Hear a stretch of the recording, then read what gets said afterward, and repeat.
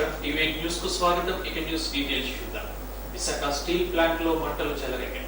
లాడేలు దిగి 20 టన్నుల ద్రవ ఉప్పు నేలపాలైంది. 4 కార్మికులకు తీవ్ర గాయాలయ్యాయి. వెంటనే సిబ్బంది ఆసుపత్రికి తరలించారు. స్టీల్ ప్లాంట్ SMS2లో ఈ ప్రమాదం చోటు చేసుకుంది. బాధితులు సోహన్ బాబు, పైడక్ నాయుడు, శ్రీనివాస్, మోహన్ గా గుర్తించారు. ప్రత్యేక వైద్యుల పర్యవేక్షణలో వీరు చికిత్స పొందుతున్నారు.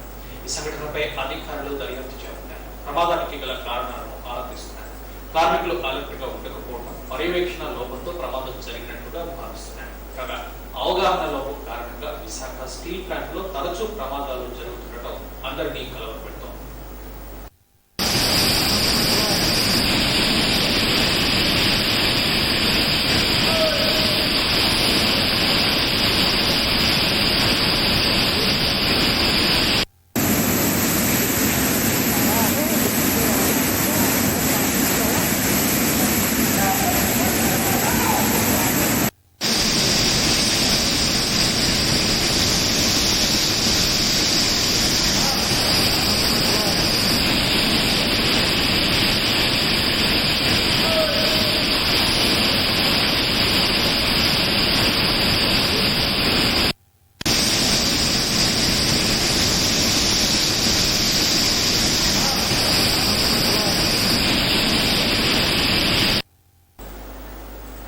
చంద్రబాబు తీరుపై విశాఖలో వైసీపీ శ్రేణులు వినూత్న రీతిలో నిరసన వ్యక్తం చేశారు.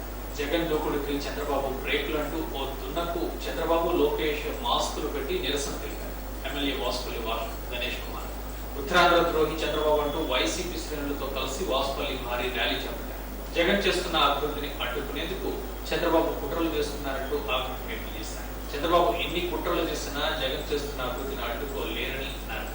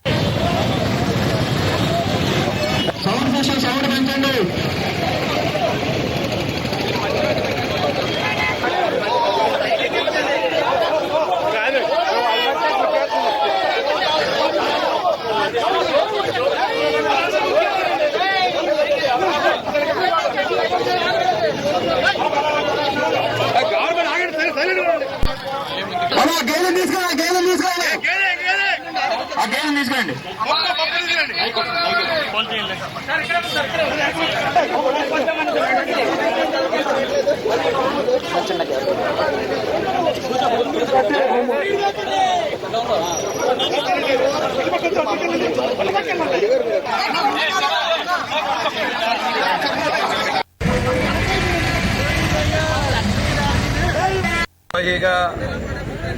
చంద్రబాబు నాయుడు పనిచేస్తా ఉన్నారు.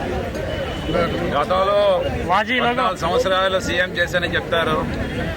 ఆంధ్ర రాష్ట్రం అంతా కూడా అభివృద్ధి చెందాలా, లేదంటే కేవలం ఒక అమరావతి, ఒక వర్గానికి చెందిన అమరావతి అభివృద్ధి చెందాలా అనేది మా ప్రశ్న అన్నమాట.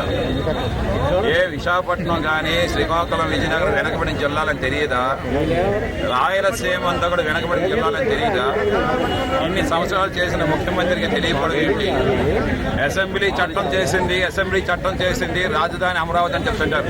మరి అదే అసెంబ్లీ చట్టాన్ని 3 రాజ్యాలను చేసే ఆ అసెంబ్లీకి పవర్ లేదా? అంటే సీఎం జగన్మోహన్ రెడ్డి గారికి ఈ అసెంబ్లీని వాడుకునే పరిస్థితి లేదా? అతను సీఎం కాదా? మేము ఎమ్మెల్యేలను కాదా? ఇది కూడా చట్టమే. గతంలో ఆ రాష్ట్రానికి కానీ, సెంట్రల్ గవర్నమెంట్కి కానీ సిఆర్డి ఏదైతే పునరుద్ధరణ విభజనలోని ఆ చట్టంలో రాయలేదు అని అంటున్నారు. రాయలేదు. అందుకనే ఈ రోజేమో చట్టం చేశారు జగన్మోహన్ రెడ్డి గారు. అన్ని ప్రాంతాలు కూడా అభివృద్ధి చెందాలని చెప్పి 3 రాజధానులు ఎగ్జిక్యూటివ్ క్యాపిటల్గా విశాఖపట్నం ఒక మైటీ సిటీ, ఒక ఈస్టర్న్ నేవల్ కమాండ్, అన్ని పోర్ట్స్, ప్రపంచ దేశాల్లోనే మన మ్యాప్లో ఫస్ట్గా ఎక్కింది మన ఆంధ్ర రాష్ట్రంలో విశాఖపట్నం అన్నమాట. రెండోదేమో ఎగ్జిక్యూటివ్ ఏదైతే లెజిస్లేటివ్ క్యాపిటల్గా అక్కడ అమరావతిలో, జ్యుడిషియల్ క్యాపిటల్గా రాయలసీమలో. మరి ముఖ్యంగా ఈరోజు 1,00,000 కోట్ల రూపాయలు తీసుకుని వెళ్ళి ఒకే ప్రాంతాన్ని అభివృద్ధి చెందిద్దాం అంటున్నారు. ఇది క్రిమినల్ బ్రీచ్ ఆఫ్ ట్రస్ట్ కాదా? ఎందుకంటే మీరేమో breaking the oath of secrecy, ఏదైతే రాజధాని అని నిర్ణయించక ముందే, చట్టం చేయకముందే మీ యొక్క ఫ్రెండ్ సర్కిల్కి ఆ సీక్రెసీని ఏమో ఒక ఐ ఆఫీస్ ఏమో డిస్క్లోజ్ చేస్తే అది మనకి ఏ కలకటాలు పాలు అవరా. అందుకే ఈరోజు ఏంటంటే breaking the oath of secrecy ఏమో క్రిమినల్ బ్రీచ్ ఆఫ్ ట్రస్ట్. విశాఖలో విషాద ఘటన చోటు చేసుకుంది. ప్రేమించి పెళ్లి చేసుకున్న యువజంట అనూహ్యంగా ఆత్మహత్యకు చేసుకుంది. ఇల్లు అద్దెకు తీసుకుని ఉంటున్న ప్రేమ జంట బలవన్మరణానికి పాల్పడింది. గాజోక ఏరియా సుందరయ్య నగర్లో ఈ ఘటన చోటు చేసుకుంది. విశాఖ జిల్లా పరవాడ మండలం బోనంగికి చెందిన భోగం అభిలాష్, మోటూరు నాగిని కొద్ది కాలంగా ప్రేమించుకుంటున్నారు. కులాలు వేరు కావడంతో ఇరు వర్గాల తల్లిదండ్రులు ప్రేమ పెళ్లికి నిరాకరించినట్టుగా తెలుస్తోంది. ఇరు వర్గాల పెద్దలకు ఇష్టం లేకపోవడంతో ప్రేమ జంట సుందరయ్య కాలనీలో ఓ ఇల్లు అద్దెకు తీసుకుని ఉంటున్నారు. ఇంతలోనే అనూహ్యంగా బలవన్మరణానికి పాల్పడడం తీవ్ర కలకలం పెరిగింది. పెళ్లి చేసుకుని కొత్త జీవితం ప్రారంభించాలనుకున్న జంట ఆత్మహత్యకు పాల్పడడం తీవ్ర విషాదాన్ని నింపింది. సమాచారం అందుకున్న పోలీసులు సంఘటనా స్థలానికి చేరుకుని మృతదేహాలను పోస్టుమార్టం నిమిత్తం హాస్పిటల్కు తరలించారు. కేసు నమోదు చేసి దర్యాప్తు కొనసాగిస్తున్నారు.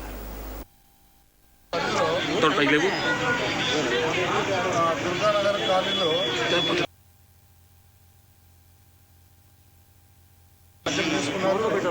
మార్నింగ్ తెల్లవారుజామున కొంచెంపాటికి ఇద్దరు కలిసి రూఫ్ ఒకే దిక్కు శారీతో హ్యాంగింగ్ చేసుకొని చనిపోవడం జరిగింది.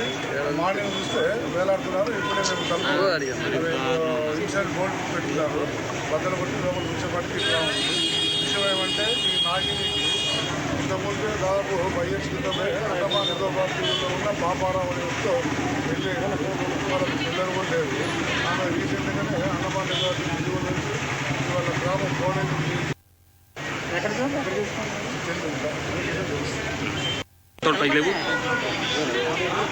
దుర్గానగర్ కాలనీలో రాత్రి నాగిని మరియు అవినాష్. ఉత్తరాంధ్రకు మేలు జరగకుండా ప్రతిపక్ష నేత చంద్రబాబు నాయుడు అడ్డుపడుతున్నారని వైసీపీ ఎమ్మెల్యే గుడివాడ అమర్నాథ్ మండిపడ్డారు. ఉత్తరాంధ్ర ప్రజల మనోభావాలను దృష్టిలో పెట్టుకుని విశాఖను పరిపాలనా రాజధానిగా ముఖ్యమంత్రి వైఎస్ జగన్మోహన్ రెడ్డి ప్రకటించారని చెప్పారు. విశాఖ పరిపాలనా రాజధాని కానియకుండా చంద్రబాబు అడ్డుకుంటున్నారంటూ ధ్వజమెత్తారు. అభివృద్ధిని అడ్డుకునే వ్యక్తిని నాయకుడు అంటారా అని ప్రశ్నించారు. హైదరాబాద్ లో లేని వనరులు విశాఖపట్నానికి ఉన్నాయని, హైదరాబాద్ తో పోటీ పడగల నగరం విశాఖపట్నం ఒక్కటేనని పేర్కొన్నారు. తన చెప్పు చేతుల్లో ఉన్న వ్యవస్థల ద్వారా 3 రాజధానులను చంద్రబాబు అడ్డుకుంటున్నారంటూ ఆగ్రహం వ్యక్తం చేశారు. ఉత్తరాంధ్ర ప్రాంతానికి ముఖద్వారంగా ఉన్నటువంటి విశాఖపట్నాన్ని అభివృద్ధి చేయాలనేటువంటి ఉద్దేశంతో 3 రాజధానుల్ని ప్రకటించి అందులో పరిపాలనా రాజధానిగా విశాఖపట్నాన్ని ప్రకటించినటువంటి సందర్భంలో ఈరోజు విశాఖపట్నం వ్యాప్తంగా కూడా గౌరవ ముఖ్యమంత్రి గారికి కృతజ్ఞతలు చెప్తూ పెద్ద ఎత్తున ఈ ప్రాంత ప్రజానీకం అంతా కూడా కార్యక్రమాలు చేపట్టడం జరిగింది. అయితే సంవత్సర కాలంగా విశాఖపట్నం కేంద్రంగా పరిపాలనా రాజధానిని ఏ రకంగా అడ్డుకోవాలి, విశాఖపట్నం ఉత్తరాంధ్ర ప్రాంతానికి ఏ రకంగా న్యాయం చేయకుండా ఎలా చూడాలి అని చెప్పి గౌరవ ప్రతిపక్ష నాయకుడు ఏ రకంగా తాపత్రయపడతా ఉన్నాడో కూడా మనం చూస్తూ ఉన్నాం. సహజంగా ఏ ప్రాంతానికైనా న్యాయం చేస్తాం, ఏదన్నా ఇస్తాం, ఏదన్నా చేస్తామంటే అడ్డుపడేటువంటి వ్యక్తిని అసలు నాయకుడు అని ఎలా అంటారో ఒకసారి ఆలోచన చేయమని చెప్పి చంద్రబాబు నాయుడు గారిని అడుగుతా ఉన్నాం. ఈ ప్రాంత ప్రజల తాలూకా మనోభావాలు, ఈ రాష్ట్రంలో ఉన్నటువంటి వివిధ ప్రాంతాల తాలూకా ఆలోచనలకి ఈరోజు 13 జిల్లాల ఆంధ్రప్రదేశ్లో అటు ఉత్తరాంధ్ర, అటు రాయలసీమ, ఈ ప్రాంతాలన్నింటికి మేలు చేయాలని, అన్నదమ్ముల్లా ఉన్నటువంటి ఈ ప్రాంతాలకి సరి సమానమైనటువంటి అభివృద్ధి చేయాలని, అన్ని ప్రాంతాలకి మంచి జరిగితే రాష్ట్రంలో ఉన్నటువంటి 5 కోట్ల మంది ప్రజానీకానికి మేలు జరుగుతుందని ఆలోచన చేసి అభివృద్ధి వికేంద్రీకరణ చేయాలి, పరిపాలన వికేంద్రీకరణ చేయాలి, తద్వారా ఈ ప్రాంతానికి మేలు చేయాలని చెప్పి ఆలోచన చేస్తే దాన్ని అడ్డుకునేటువంటి కార్యక్రమం చేస్తా ఉన్నాడు చంద్రబాబు నాయుడు గారు. నిజంగా ఏ రోజైతే జగన్మోహన్ రెడ్డి గారు 3 రాజధానుల ప్రతిపాదన తీసుకొని వచ్చి దానికి చట్టం చేసి దాన్ని అమలు చేసి ఈ పాటికి ఉంటే ఈ పాటికి ఈ సంవత్సర కాలంలో విశాఖపట్నం ఏ మేరకు అభివృద్ధి చెందేదో ఒకసారి ఆలోచన చేయమని చెప్పి ఈ ప్రాంత ప్రజానికాన్ని కోరుతా ఉన్నా.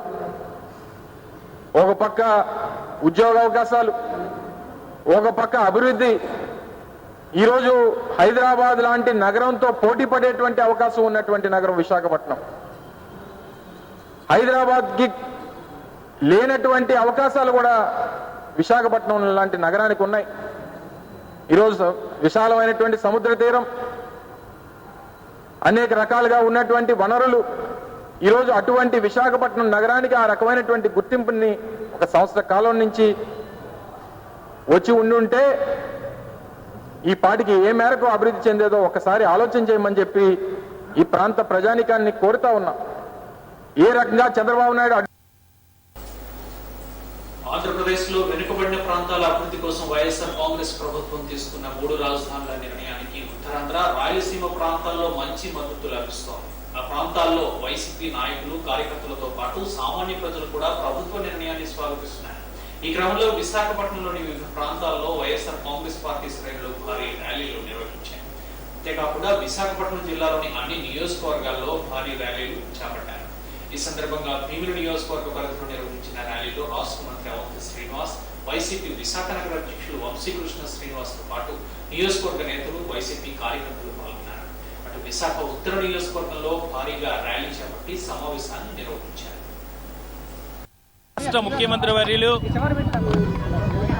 శ్రీ వైఎస్ జగన్మోహన్ రెడ్డి గారు ఈ రాష్ట్రంలో ఉన్న 3 ప్రాంతాల వారు కూడా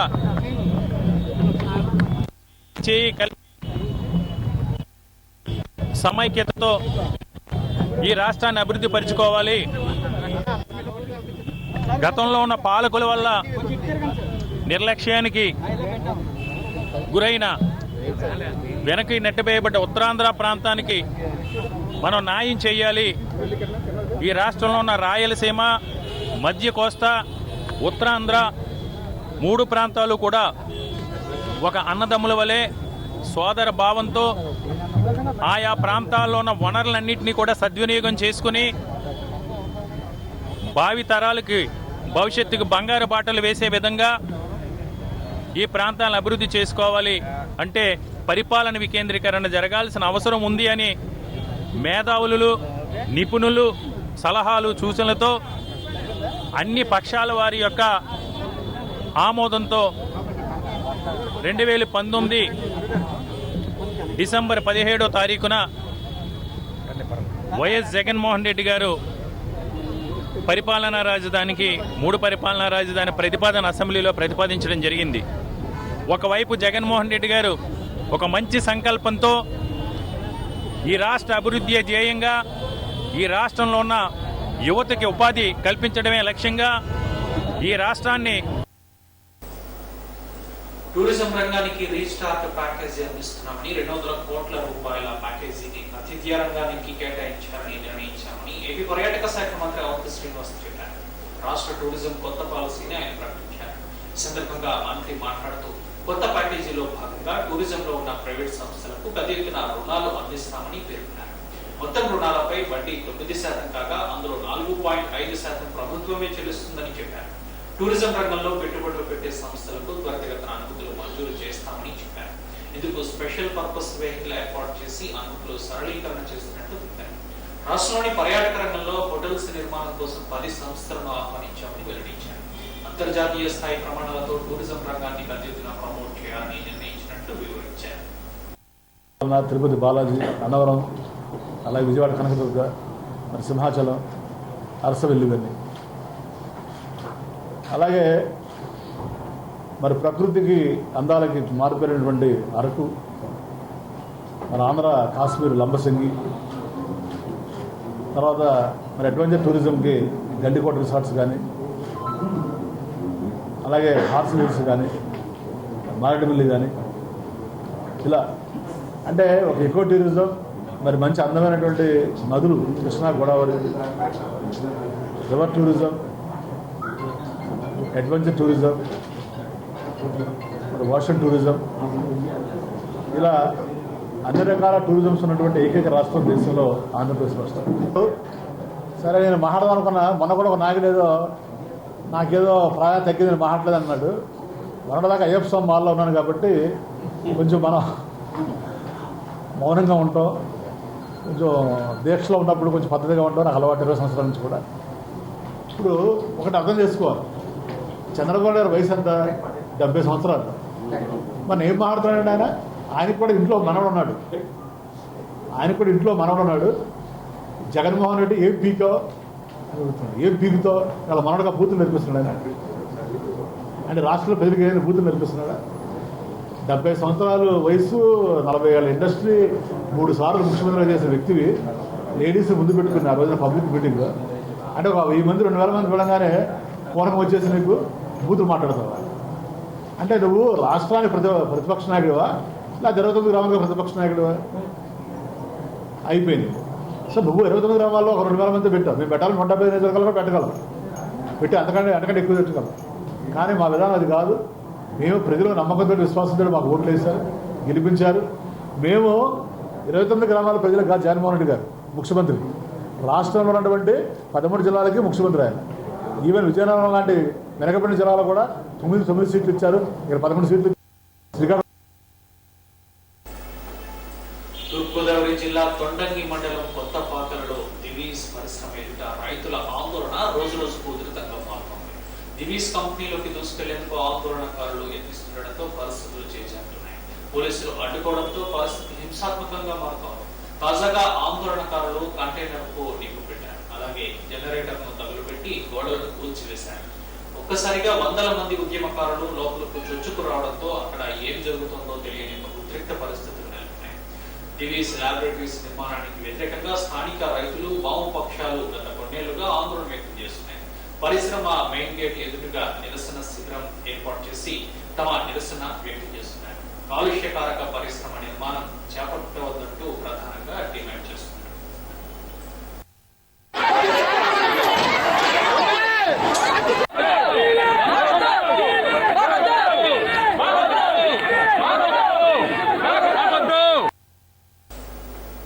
వైకుంఠ ఏకాదశి సందర్భంగా తిరుమల తిరుపతి దేవస్థానం మరో కీలక నిర్ణయం తీసుకుంది. వైకుంఠ ఏకాదశి సందర్భంగా ఈసారి పరిమిత సంఖ్యలోనే భక్తులను అనుమతిస్తున్నట్లుగా టీటీడీ ప్రకటించింది. ఇప్పటికే వైకుంఠ ఏకాదశికి రోజుకు 20,000 చొప్పున టికెట్లను జారీ చేసినట్టుగా అధికారులు ప్రకటించారు. ఈ నెల 25వ తేదీ నుంచి ప్రారంభమయ్యే వైకుంఠ ఏకాదశి దర్శనాల్లో అలిపిరి, శ్రీవారి మెట్ల మార్గాల్లో టికెట్ లేకుండా ఎవరిని అనుమతించమన్నారు TTD additional EO Dharma Reddy. Covid కారణంగా రోజుకు కేవలం 35,000 మందికి మాత్రమే దర్శనం ఉంటుందన్నారు. ఏకాదశి పర్వదినాల్లో సిఫారసు లేఖలు చెల్లవన్న ధర్మారెడ్డి అలాంటి వారిని అలిపిరి వద్దే నిలిపివేస్తామన్నారు. ఏకాదశి ఏర్పాట్లను అధికారులతో కలిసి ఆయన పరిశీలించారు. తిరుమల తిరుపతి దేవస్థానం నిర్ణయం తీసుకున్న విషయం అందరికీ తెలిసిందే. మనకు అన్ఫార్చునేట్గా ఈ సంవత్సరం కరోనా వైరస్ నిబంధనల వల్ల, కోవిడ్-19 నిబంధనల వల్ల పూర్తిగా అంటే ప్రతిరోజు మాకు తిరుమలలో దర్శనం చేయించేటువంటి కెపాసిటీ దాదాపు 1 lakh ఉండేది. దాన్ని దాదాపు 30,000కు తగ్గించడం జరిగింది. ఈ 30,000 మందిని దాదాపు 17 నుంచి 18 గంటల పాటు ప్రతిరోజు ఈ 30,000 మందికి దర్శనం చేయించడం జరుగుతుంది. ఈ దర్శనం చేయించడంలో కోవిడ్-19 నిబంధనలను పాటిస్తూ క్యూ లైన్లో ఒక భక్తునికి ఇంకొక భక్తునికి మధ్య ఆ దూరాన్ని మెయింటైన్ చేస్తూ కోవిడ్-19 ఇన్ఫెక్షన్స్ ఎవరికి సోకకుండా పంపించాలనేది తిరుమల తిరుపతి దేవస్థానం నిర్ణయం. ఇదే విధంగా జూన్ 8 నుంచి ఈ కోవిడ్ నిబంధనలనే పాటిస్తూ దర్శనాలు చేయిస్తూ ఉన్నటువంటి సంగతి అందరికీ తెలిసిందే. జూన్ 8 నుంచి ఇంతవరకు ఈ 6 నెలల్లో ఒక్క భక్తుడు కూడా కోవిడ్ ఇన్ఫెక్షన్ రాకుండా కాపాడగలిగాం. మనం ప్రతిరోజు 200 నుంచి 300 శాంపుల్స్ తీసుకుంటున్నాం భక్తులది. ఇంతవరకు ఎవరు కూడా పాజిటివ్ రాలేదు. అదేవిధంగా ఎంప్లాయీస్ కూడా ఇనిషియల్గా 10-15 రోజులు మనకు కొన్ని కేసెస్ వచ్చాయి. తర్వాత ఇప్పుడు పూర్తిగా ఈ కేసెస్ రాకుండా అరికట్టగలిగాం. ఆ నిబంధనలను గట్టిగా పాటించడం వల్ల తిరుమలలో, తిరుపతిలో కరోనాను మనం పూర్తిగా అరికట్టగలిగాం.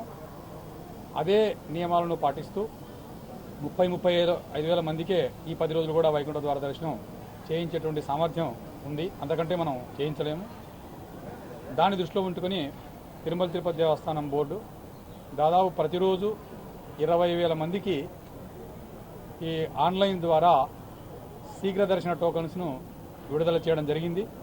దేశంలో ఉన్నటువంటి ఎవరికైతే ఆ కంప్యూటర్ అందుబాటులో ఉంటుందో వాళ్ళందరూ కూడా బుక్ చేసుకున్నారు. ఒకటే రోజు దాదాపు 2 లక్షల టికెట్లు బుక్ అయిపోయాయి. వాళ్ళు బుక్ చేసుకొని వాళ్ళ టైం స్పాట్ ప్రకారము అమరావతి కూచిపూడి మవ్వ మండలం కూచిపూడి శ్రీ సిద్ధేంద్ర యోగి నాట్య కళాపీఠ ఆవరణలో కళా ఉత్సవ్ 2020 రాష్ట్ర స్థాయి పోటీలు ఆహ్లాదభరిత వాతావరణంలో ప్రారంభమయ్యాయి. ఉత్సవ్ కోసం కూచిపూడిలోని పొట్టి శ్రీరాములు తెలుగు విశ్వవిద్యాలయం శ్రీ సిద్ధేంద్ర యోగి నాట్య కళాపీఠ ఆవరణలో కళావేదిక ముస్తామయ్యాయి. ఈ నెల 19 నుంచి 22వ తేదీ వరకు పోటీలు జరగనున్నాయి. పోటీలను రాష్ట్ర విద్యాశాఖ మంత్రి ఆదిమూలపు సురేష్ ప్రారంభించారు. రాష్ట్రంలోని అన్ని జిల్లాల నుంచి 6 నుంచి 10వ తరగతి వరకు చదువుతున్న విద్యార్థులు, వారి సహాయకులు కలిసి 500 మందికి పైగా పాల్గొననున్నారు. బాలబాలికల విభాగాల్లో 9 అంశాల్లో ఈ పోటీలు జరగనున్నాయి.